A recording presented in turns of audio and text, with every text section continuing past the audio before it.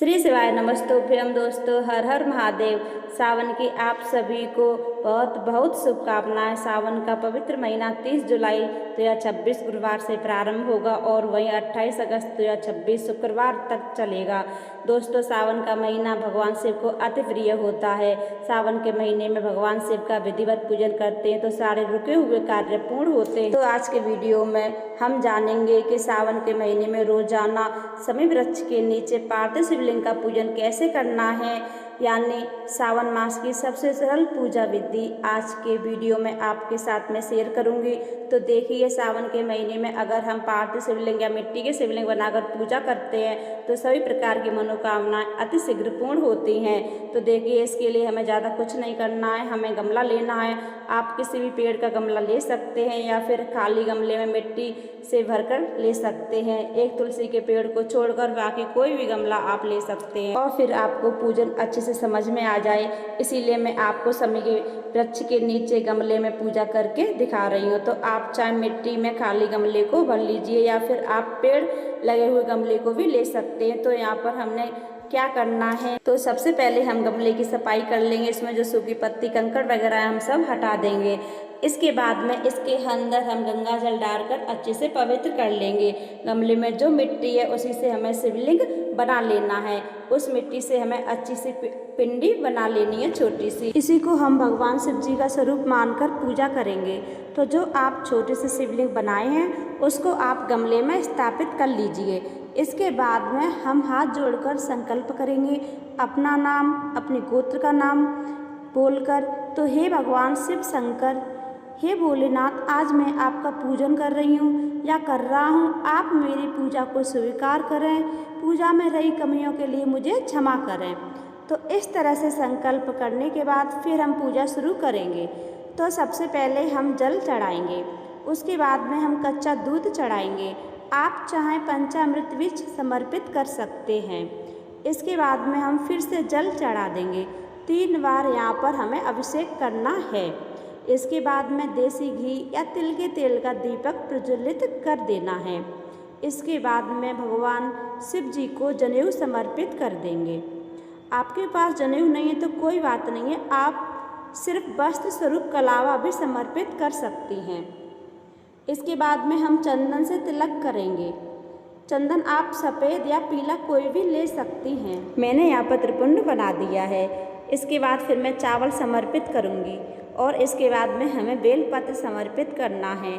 तो देखिए, भगवान शिव जी की जब भी हम पूजन करेंगे तो बेलपत्र जरूर ही समर्पित करेंगे, क्योंकि बेलपत्र का बहुत अधिक महत्व होता है। तो आप बेलपत्र जरूर ही समर्पित करें। बेलपत्र जितना चाहे उतना आप समर्पित कर सकते हैं। ज़्यादा बेलपत्र ना मिले तो आप सिर्फ एक बेलपत्र भी समर्पित कर सकती हैं, लेकिन बेलपत्र आप जरूर ही समर्पित कीजिए। इसके बाद समी पत्र समर्पित कर देंगे। इसके बाद हम भस्म समर्पित कर देंगे। इसके अलावा आप चाहें तो काली मिर्च, सजी मूंग, गेहूँ, काले तिल समर्पित कर सकते हैं, लेकिन आप बेलपत्र बहुत ही जरूर समर्पित करें। इसके बाद धतूरा समर्पित कर देंगे। अगर आपको दुर्वा मिल जाए तो आप दुर्वा भी समर्पित कर दें। इसके बाद में हम फूल समर्पित करेंगे। कनेर का फूल समर्पित कर देंगे। भगवान शिव शंकर को सफ़ेद फूल अति प्रिय हैं।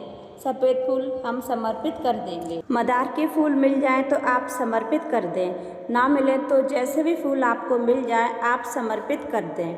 अगर आपको फूल ना मिले तो कोई बात नहीं है, बिना फूल के भी आप पूजा कर सकते हैं। इसके बाद भोग समर्पित कर देंगे। भोग में हम फल समर्पित कर देंगे। जो भी ऋतु फल मिल जाए आप समर्पित कर दें। तो देखिए, रोजाना आप भोग समर्पित करेंगे। अगर आपके पास कोई चीज़ ना हो तो घर में रखी चीनी, मिश्री, कोई भी मिठाई रखी हो घर में तो आप उसका भोग समर्पित कर दें। आप दूध का भी भोग समर्पित कर सकते हैं या आप दूध से बनी खीर का भी भोग समर्पित कर सकते हैं। जो आपके पास उपलब्ध हो आप भोग में समर्पित कर सकते हैं। इसके बाद हम दक्षिणा समर्पित कर देंगे। आप पूरा महीना शिवलिंग का पूजन करते हैं तब भी हमें यहाँ पर रोजाना दक्षिणा समर्पित करनी है। आप चाहे 1 रुपया समर्पित कीजिएगा, लेकिन दक्षिणा जरूर ही समर्पित कीजिएगा। दक्षिणा पूजा में रही कमियों को पूरा करती है, इसलिए हम दक्षिणा जरूर ही समर्पित करेंगे। इसके बाद में धूप दीप दिखाएंगे और बहुत ही प्रेम पूर्वक हम भगवान की आरती करेंगे।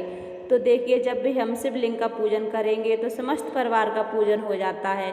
सर्वप्रथम पूजनीय भगवान गणेश जी की आरती करेंगे, उसके बाद में भगवान शिव शंकर की आरती करेंगे।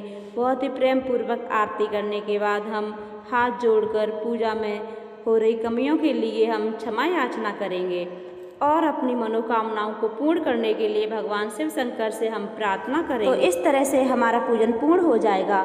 इसके बाद में जो भी आपने प्रसाद चढ़ाया है वह घर के सदस्यों में बांट दें और जो आपने दक्षिणा चढ़ाई है उसे आप अपने पास रख लें। अगर आप सिर्फ एक सोमवार के दिन पूजन कर रहे हैं तो फिर दक्षिणा भी साथ में दान कर दीजिएगा, और अगर आप 1 महीने का पूजन कर रहे हैं तो फिर आप दक्षिणा रख लीजिएगा और इकट्ठा दान कीजिएगा। जब आप उद्यापन करें तब आप दान कर दें। फूल पत्तियों को पौधों में डाल देंगे, खाद बन जाएगा। और जब दीपक शांत हो जाए तब हमें शुद्ध जल लेना है और शिवलिंग को हम गमले में ही विसर्जित कर देंगे। इस तरह से हमारी शिवलिंग का विसर्जन हो जाएगा, यानी पार्थिव शिवलिंग का विसर्जन हो जाएगा। और अगले दिन फिर हमें इसी गमले में शिवलिंग बना करके भगवान शिव शंकर का पूजन करना है। और आप चाहें तो शिवलिंग पे आपने बेलपत्र चढ़ाई है, अगर आपको बेलपत्र ना मिले तो उन्हीं बेलपत्र को आप धोकर अगले दिन चढ़ा सकते हैं, और अगर दूसरे बेलपत्र मिल जाए तो फिर बहुत ही अच्छी बात है। तो दोस्तों, अगर इस तरह से हम शमी वृक्ष के नीचे पार्थिव शिवलिंग का पूजन करते हैं तो शास्त्रों के अनुसार सावन महीने में इस तरह से शमी वृक्ष के नीचे पार्थिव शिवलिंग बनाकर पूजा करते हैं, साथ में विसर्जन करते हैं तो बहुत ही फलदायी होता है। भगवान शिव अति शीघ्र प्रसन्न होकर मनोकामनाओं को पूर्ण करते हैं।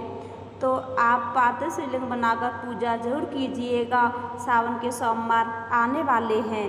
तो फ्रेंड्स, यह पूजा विधि आपको कैसी लगी, पसंद आई हो या आपके लिए थोड़ी भी यूज़फुल रही हो तो प्लीज़ मेरे वीडियो को लाइक करके कमेंट शेयर ज़रूर कीजिएगा। और अगर आप चैनल पर नए हैं, अभी तक मेरे चैनल को सब्सक्राइब नहीं किया है तो प्लीज़ सब्सक्राइब कर लें। फिर मिलती हूँ दूसरे वीडियो में, जब तक के लिए हर हर महादेव।